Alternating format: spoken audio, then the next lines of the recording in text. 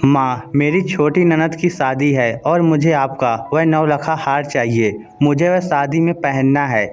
मेरी सास तो मुझे अपने जेवर पहनने नहीं देगी, इसीलिए सोचा आपसे ही ले लूँ।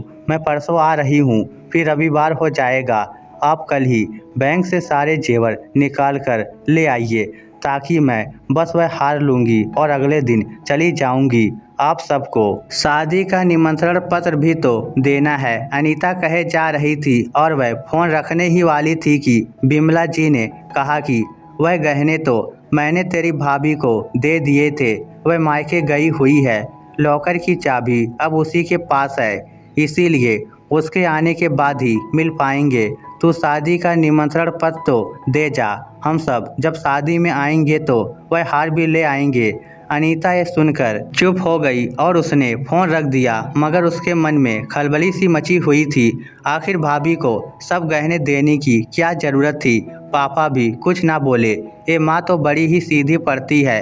आजकल की बहुएं कितनी तेज होती हैं, माँ को तो कुछ भी पता नहीं है। अगले दिन अनीता अपने पति के साथ मायके पहुंची। खाना पीना होने के बाद पति विनोद बाहर पापा और भाई के साथ बैठकर बातें कर रहे थे। अनीता कमरे के अंदर आई और दरवाज़ा बंद कर लिया। माँ, आपने अपने गहने भाभी को सौंपकर बहुत बड़ी गलती की।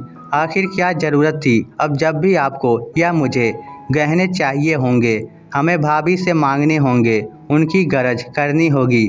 पता नहीं वह गहने देंगी या नहीं, या फिर कोई बहाना लगा देंगी। देखना, वह मुझे तो कभी नहीं देंगी। माँ, आपने बहुत बड़ी गलती कर दी, इसमें मैंने कोई गलती नहीं की। अब 2-2 लाख का किराया क्यों भरे? तेरी भाभी को अपने गहने रखने थे तो मैंने अपने लॉकर में रखवा लिए और उसमें उसका भी नाम लिखवा दिया। अब वह तो स्कूटी और कार चलाना जानती है, जल्दी से जाकर लॉकर ऑपरेट कर लेती है। अगर मुझे बैंक जाना होता है तो तेरे पापा या भाई को बोलना पड़ता है, लेकिन हर बार इन लोगों के पास समय ही नहीं होता है। अगर कभी कुछ लाना हो तो राधिका को ही बोलो।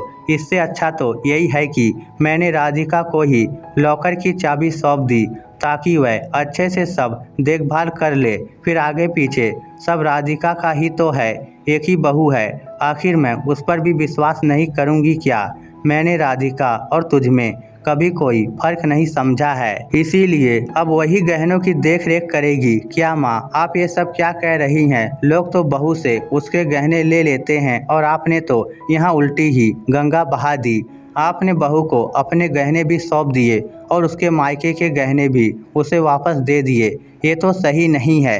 बहू के गहने तो आपको ही अपने पास रखने चाहिए, ताकि वह बार बार आपसे मांगकर पहनती रहे और आपकी इज्जत मान बना रहे। बहुओं को सब कुछ सौंप देने से वह सास की जरा भी कदर नहीं करती हैं। बंद मुट्ठी लाख की, खुल गई तो खाक की। आपने तो ये कहावत आज सिद्ध कर दी। आजकल की बहुओं को खुली छूट देने का मतलब यह है कि अपने पैरों पर कुल्हाड़ी मारना। अब मेरी सास को ही देख लीजिए, मुझे जो गहने चढ़ाए थे वह भी रख लिए, और आपने जो गहने अपनी बेटी को दिए थे वह भी नहीं देती। मैं और मेरी जेठानी तो उनसे बहुत डरती हैं। मजाल है कि वह गहने हमें पहनने के लिए दे, वह हमें कभी गहने नहीं देती हैं, अपने पास ही सुरक्षित रखती हैं। अच्छा, उन गहनों को अपने पास रखने का क्या मतलब है? घर की बहुएं घर की शादी में ही गहने पहने, ये तो बहुत गलत बात है। तुम दोनों बहुएं अपनी सास का सम्मान नहीं करती हो, बल्कि उनसे डरती हो। मैं तेरी माँ हूँ, इसलिए तुझे मेरी कही गई बात बुरी नहीं लगनी चाहिए। कल को यही बात तेरी भाभी कहेगी तो तुझे बुरी लगेगी। अनीता आश्चर्य से बोली, माँ, कौन सी बात के लिए आप कह रही हैं? वही बात जो मुझे कहनी चाहिए। तेरी सास ने तुझे शादी में इतने गहने चढ़ाए, मैंने तुझे इतने सारे गहने दिए, उन्हें तेरी सास ने अपने पास रख लिया और शादी में पहनने के लिए तुझे अपने मायके से गहने मांगने पड़ रहे हैं। ये कितनी शर्म की बात है, और इसे तू अच्छा कहती है? घर की बहू तो पहनी ओढ़ी ही अच्छी लगती है। किसी भी घर की बहू को देख लो, उसके पहनने ओढ़ने और गहनों से उसके ससुराल वालों की आर्थिक स्थिति का पता चल जाता है। गहनों पर ही तो हर बहू का हक होता है। ये सब सुनकर अनीता के पैरों से जमीन ही सरक गई और वह रोने लगी। बिमला जी ने उसे चुप कराते हुए बोला, यही बात अगर तेरी भाभी के दिमाग में आ गई और उसने तुझे कह दिया होता तो तू बात का बतंगड़ बना देती। तेरी भाभी तुझे बुरी लगने लगती, मैं माँ हूँ, तुझे कह भी सकती हूँ और समझा भी सकती हूँ। अपनी सास को समझा कि घर की बहुएं घर की शादी में अपने ही गहने पहनेंगी, किसी और से मांगकर नहीं। सास का सम्मान करना अलग बात है, पर अपने हक के लिए भी लड़ना गलत नहीं है। फिर कहीं ऐसा तो नहीं है कि तेरी सास तुम दोनों के गहने ही अपनी बेटी को शादी में दे रही हो और तुम दोनों बहुओं को पता भी नहीं हो। अपनी माँ की बात सुनकर अनीता का दिमाग दौड़ने लगा। पूरी शादी की शॉपिंग हो गई, पर सास ने एक गहना भी नया नहीं खरीदा। अगले दिन ही वह वापस अपने पति विनोद के साथ ससुराल वापस आ गई। रात को सोते समय उसने विनोद से बात की, पर विनोद ने इन सब के बारे में चुप रहने को कहा। विनोद का कहना था कि माँ जो भी करती है घर के भले के लिए ही करती है। अनीता की आंखों में नींद उड़ चुकी थी। अभी उसकी शादी को 1 साल ही हुआ था। माँ ने कितने धूमधाम से उसकी शादी की थी। वह कितनी खुश थी कि उसे विनोद जैसा पति मिला था। ससुराल में उसकी बड़ी जेठानी भी थी। शादी में माँ ने बहुत सारे उसकी पसंद के गहने दिलाए थे और ससुराल वालों ने भी एक से बढ़कर एक गहने चढ़ाए थे। 4 दिन बाद ही सब मेहमानों के जाने के बाद उससे सभी गहने वापस ले लिए गए, मगर जब उससे मायके के गहने भी वापस ले लिए तो उसे बहुत ही दुख हुआ। आजकल इतने गहने घर में रखने का जमाना नहीं है। बहू चोरों का कुछ पता नहीं है। सबको पता है इस घर में शादी हुई है तो चोर कभी भी आकर चोरी कर सकते हैं। अनीता भी गहनों की चोरी से डर गई थी, इसलिए उसने अपने सारे गहने सास को सौंप दिए। एक दिन वह जेठानी की शादी का एल्बम देख रही थी। वह कुछ फोटो देखकर चौंक गई और हंसते हुए बोली, अच्छा तो दोनों बहुओं को एक जैसे गहने चढ़ाए हैं। भाभी क्या हम दोनों के लिए एक साथ ही गहने बनवाकर रख दिए थे? नहीं, मुझे जो गहने चढ़ाए थे वही गहने तुझे चढ़ा दिए हैं और अब छोटी की शादी में वह सब गहने सासू माँ दे देंगी। उन्होंने बनवाए ही उस हिसाब से थे कि दोनों बहुओं को भी चढ़ जाएंगे और बेटी की शादी में भी दे देंगी। हमारी सासू माँ बड़ी पहुँची हुई है, भाभी ने अनीता से कहा। अनीता यह सब सुनकर दंग रह गई। उसके मन में ससुराल वालों के लिए कितना सम्मान था, उसे ये सब चीज़ें पता ही नहीं थी। आखिर ससुराल के गहनों पर उसका कोई हक नहीं है, पर मायके के गहने तो उसके अपने हैं। उसका स्त्री धन है, वह उसे तो देने नहीं देगी। उसके चेहरे का उतरा रंग देखकर जेठानी सब समझ गई। अपने मायके के गहने भी भूल जाओ। एक बार जो चीज़ सासू माँ के पास चली जाती है वह वापस नहीं आती है। मेरी तो सगी बहन की शादी थी, सासू माँ ने मुझे गहने नहीं दिए और कहने लगी कि आजकल असली गहने कौन पहनता है, चोरी होने का डर है। फिर बाजार से नकली गहने खरीदकर अपनी बहन की शादी में गई थी। सासू माँ चाहे ससुराल के गहने मत दो, पर मायके के गहने पर तो हमारा हक बनता है। मैं अपने मायके के गहने लेकर ही रहूँगी। अगले दिन अनीता अपनी सास से बोली, मम्मी जी मुझे शादी में पहनने के लिए गहने चाहिए, आप लॉकर से निकाल कर ले आइए। पर शादी में असली गहने पहनने का ज़माना नहीं है, तुम भी ड्रेस के मैचिंग के खरीद लो, आजकल खूब मिलते हैं। उसकी सास ने मना करते हुए कहा, मम्मी जी मैं नकली गहने खरीद कर क्या करूँगी? मम्मी ने जो गहने दिए हैं उनमें से कुछ नकली ही हैं, जिन पर सोने की परत चढ़ाई गई है।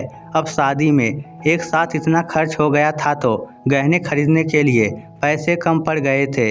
ये सुनते ही अनीता की सास भड़क गई। मैंने तो पहले ही कहा था कि ऐसे भूखकर घर में बेटे की शादी मत करो। कहने को इकलौती बेटी है, पर गहने नकली चढ़ा दिए और मैं वह गहने अपनी बेटी को दहेज में देने की सोच रही थी। वह तुरंत कमरे में गई और अनीता के सारे गहने लाकर सामने रख दिए। अब बता इनमें से कौन से असली है और कौन से नकली? मेरे पास इतना समय नहीं है कि अभी सुनार के यहाँ जाकर चेक करवाऊँ।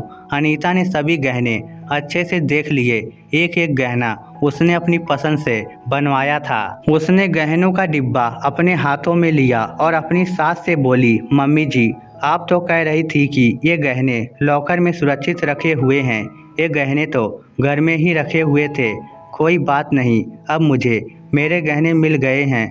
आप छोटी को अपने गहने दे दीजिएगा, क्योंकि आपका कोई हक नहीं बनता कि बहू के मायके से आए हुए गहने आप बेटी को उसकी शादी में दें। अपने मायके से मिले गहने हर लड़की को प्यारे होते हैं। बहू के मायके से आए हुए गहने आप बेटी को उसकी शादी में दें। अपने मायके से मिले गहने हर लड़की को प्यारे होते हैं, वह उसके दिल के करीब होते हैं। ससुराल से चढ़ाए गहने तो आप वापस ले सकती हैं, लेकिन मायके के गहनों को आप नहीं रख सकती।